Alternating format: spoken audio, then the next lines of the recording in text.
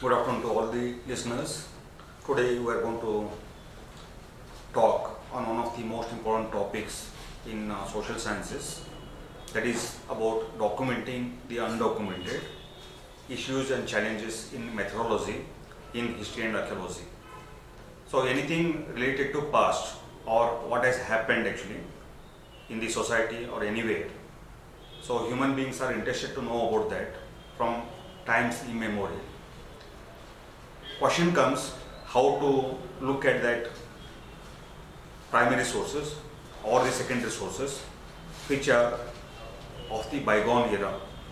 So here the question of documentation, in Kannada what we say as Dakalikarana, becomes immensely important for any student who would be interested to document it, to look at the information, to analyze it, and then try to understand what has really happened.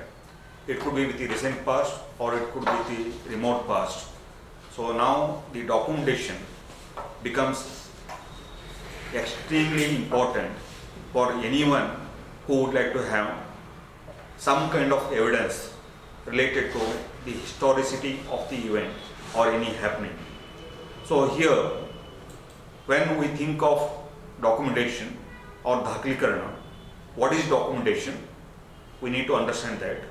Then why we need to document, the second issue. Then third, how you would like to document.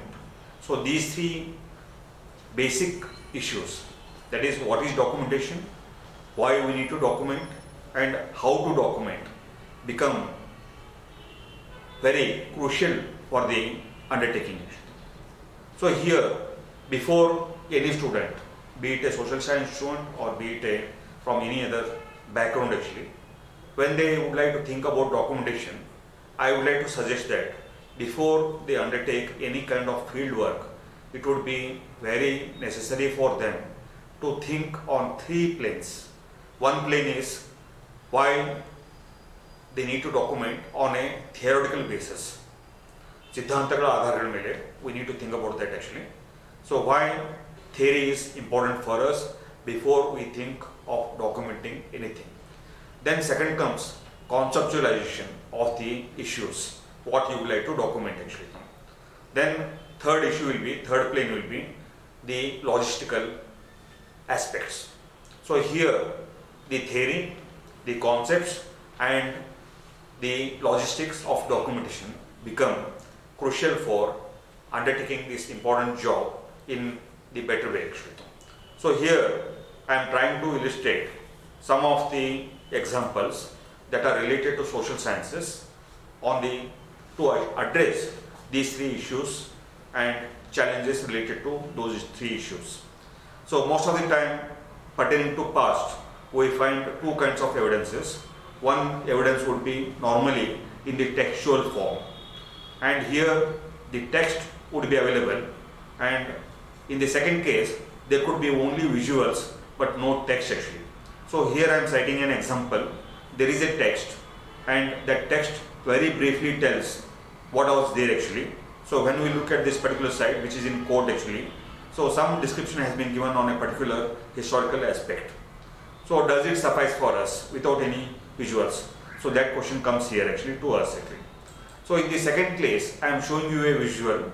There is a nice visual, but that nice visual doesn't tell us about anything about the monument actually.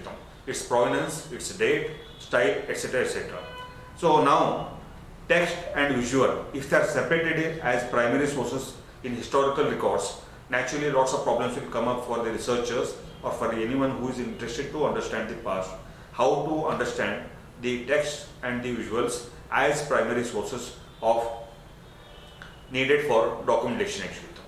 So here I am showing you one more example. The description is little bit elaborate. It tells us more about the structure which we are trying to look at actually, but again there are no visuals pertinent to the document. So now the kind of description a documenter offers, that becomes crucial for us.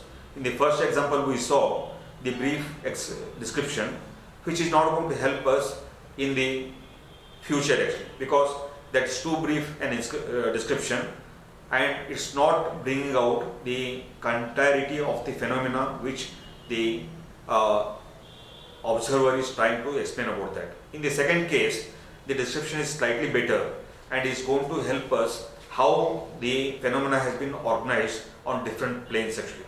So I am going to move to the third example actually. Again, we get lots of historical material in the form of sketches, drawings, etc., but without any accompanying information. So here is a beautiful drawing, but it doesn't tell us the nature and form of the historical monument or structure. So in the next slide, as I show it to you actually, so here we have both a text and a visual. So now along with the visual, there is a short description of the monument in the form of a text actually. So now the text and the visual starts making meaningful actually, because the accompanying text tells us actually what is the name of the site, where it is situated, who built it, what style it belongs to, and what is the chronological order of this monument. So here, both in terms of space and in terms of date, you are trying to correlate the historical aspects actually or of any event. So now you can see that actually combining both the text and the visual along with proper information becomes extremely crucial for the historical research or anybody who is interested to know about the past happenings actually. So in the next slide, I am going to show you different kinds of sources, primary sources we come across as researchers in social sciences or in any other discipline actually. So what are these primary sources? So these primary sources basically belong to the contemporary period when the event or the happening took place. So that's what we say actually, because it is contemporary to the event or to the phenomena when it was happening. So these primary sources are extremely crucial for us to understand the human past or any past related to anything actually. So here in the form of sketches, I am going to show an illustration. So this illustration tells us how this information needs to be organized, and first the researcher needs to understand what the nature of this information that has been given to him historically. Here we cannot simply complain that I don't have proper resources. Here we need to look at what has been given over to you is most important than what are your expectations. So here every researcher has to keep in mind before undertaking any documentation that whatever information has been given to you by the historical period or by your ancestors is, we should be thankful to them, because that is the kind of evidence they have left for us to understand them, their activities and what happened during their period actually. So these two sketches tell us a lot about the contemporary period. Here the documentation has taken place at two levels. In one case there are thousands of documentation, that scale, then the measurements, etc. And on the right side drawing you see the exact proportion of the monument they are trying to depict actually. So the researcher needs to think over in what sense he would like to pass on the information when he or she would like to document any monument or any phenomena pertaining to the past here. So here the more sharper information you give on any event or happening actually, that would be more useful for the other person to understand the importance of your documentation. So this is an example, and I am moving to the next one actually. So when it comes to documentation, there are many ways of how you do it actually. So we have many medias, and these medias help us in different ways to capture the happenings, the events or anything related to the past or of the contemporary happenings actually. So here the medias we are going to talk about is, it may belong to photo documentation, it may belong to architectural documentation, it could be a general documentation, or it could be subject theme specific documentation. Then all these media actually help us to capture what needs to be documented and how intensely we need to document and what is the depth we need to assure ourselves of to document all those aspects. So when we take up all these issues, we also need to think of the financial outlays, how much financial outlay a researcher needs to have for the specific work he or she has undertaken, depending on the requirement of the specific topic actually. So here, before they undertake the field work, again I am emphasizing actually, there is lot of work which needs to be done before you set out for the field work. So that is very, very crucial, because more than 80% of your work of the field documentation can be undertaken very effectively if you really prepare for that. So here what I am suggesting is, you need to define the subject and the task related to the documentation. So here when you try to define the subject, you need to be very clear what are you trying to look at actually. So here some of the examples could be, one, geographical unit could be undertaken as a unit. Second, you can take archaeological cultures as a unit. Third, you can take dynastic periods.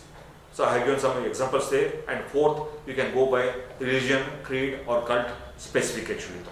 So here when you specify the domain which you are trying to document, your focus would be clear, and you also know what are your priorities before you undertake documentation in the field. So all this work needs to be done prior to you set out for the field work in the field actually. So again I am suggesting you the second most crucial point, that is, before you set out for the field work for documentation, you need to browse through lot of primary literature. I have already explained to you what are the primary sources. It all depends on your area of interest and what you are looking for. So anything that belongs to the contemporary period which you are trying to understand in a chronological fashion or in any other fashion which you deem fit actually. Then we have a lot of secondary literature. A secondary literature based on primary literature, but which is more explanatory and also tells it doesn't belong to that particular specific historical period, it belongs to the succeeding period. But here, since it deals with the subject, it would be helpful for us to look into the secondary literature also. So here we need to be clear what are the primary sources for us before we set out for the documentation, and what are the secondary sources for us in terms of literature, in terms of visuals, in terms of text, in terms of anything archaeological, historical or ethnographical actually. So once you decide the nature of primary literature and the secondary literature, it would be easier for you to think of many other dimensions and aspects of documentation. So here you need to be careful on other sources of information which would be very helpful for you. You can contact other co-researchers, field resource personnel and many of the contemporary information that is available in various medias. So what we need to do is to organize all the primary literature, all the secondary literature and other sources of information through various means actually. You can take xerographs, you can scan them, you can prepare slides and you can use lots of other medias making handy notes on what you are trying to deal with. So with these basic exercises, you need to move further on. So I am going to show you some of the examples. This particular book actually, it belongs to 1908, which was produced during the colonial period. So these are some of the primary sources which are helpful for us because it deals with that particular period. That means before 1908 actually, they had undertaken field work and tried to collect a lot of information pertaining to different areas of South Asia or India. So that has been organized. So now here, based on this primary information on a particular site, locale, monument, etc., you need to call out what they are trying to depict there and how much information has been given as a basic source for you to move on. So then we have lots of gazetteers. All of you know about gazetteers, which are helpful, very helpful primary sources which comprehensively cover in a nutshell the geographic, cultural, economic and social aspects of each district. So these are some of the basic sources that you move on. And when it comes to history and archaeology, we have lots of other basic sources like Indian Archaeology Area, which yearly brings out the information that has been gathered by thousands of researchers all over South Asia in a particular format. So this one example I am showing you here. Then along with that, you have lots of visual information in the form of topo sheets.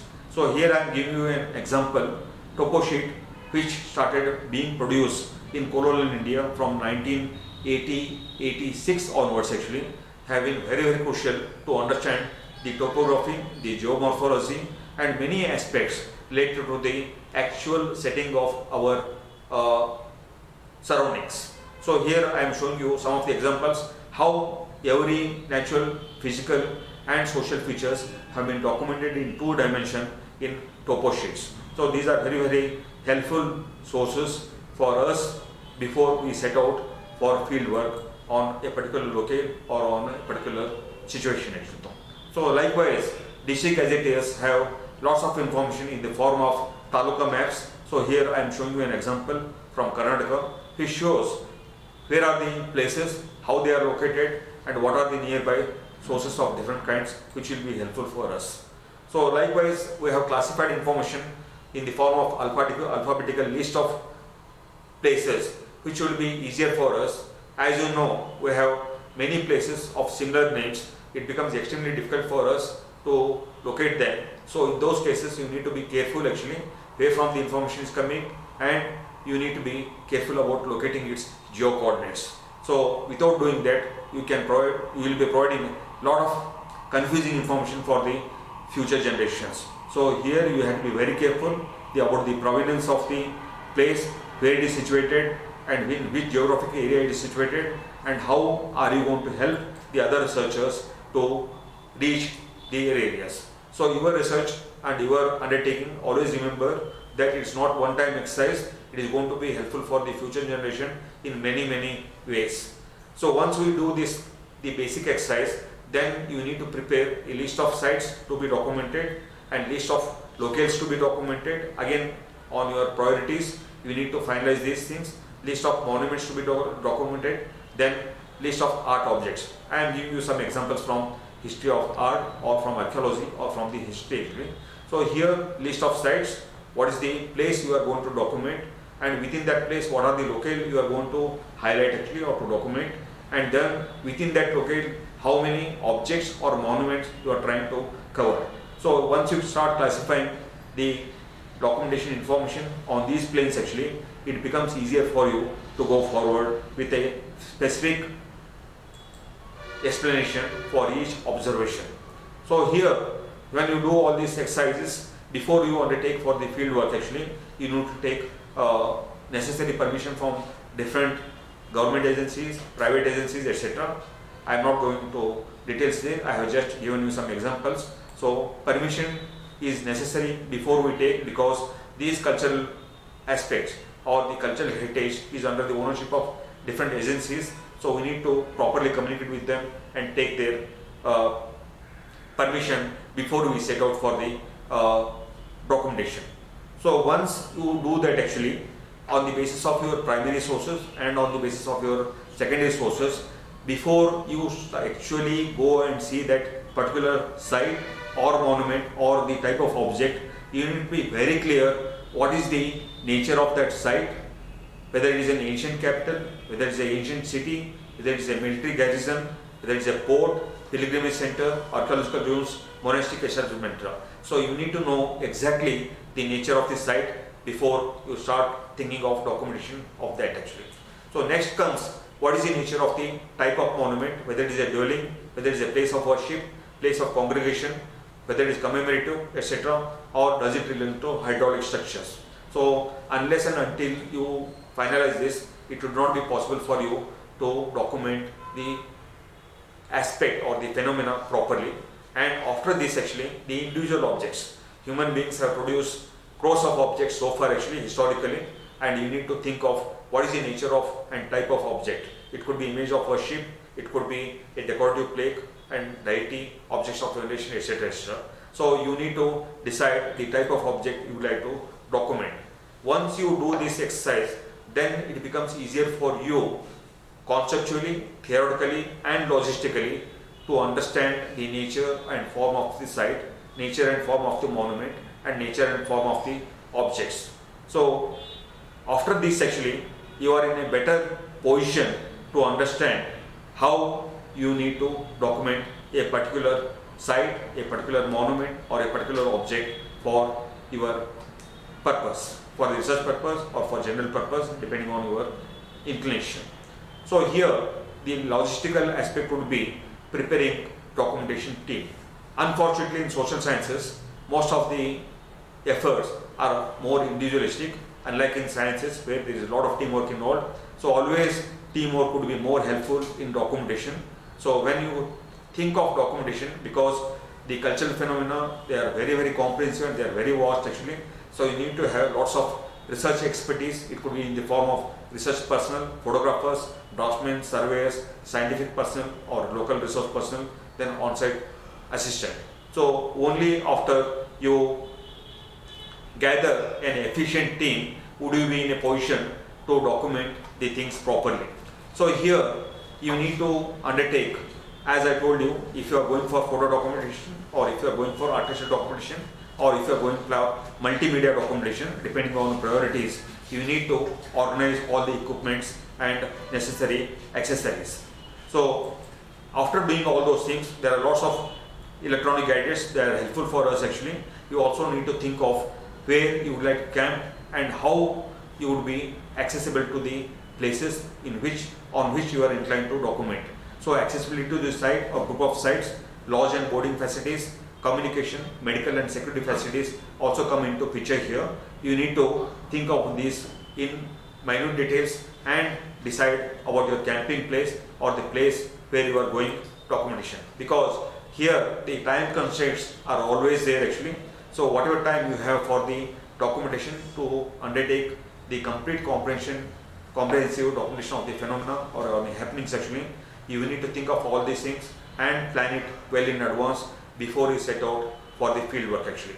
So here that is the primary work which you need to do before you set out for the documentation, which I told you, the theoretical and conceptual concepts that has to be done before you set out for the field work.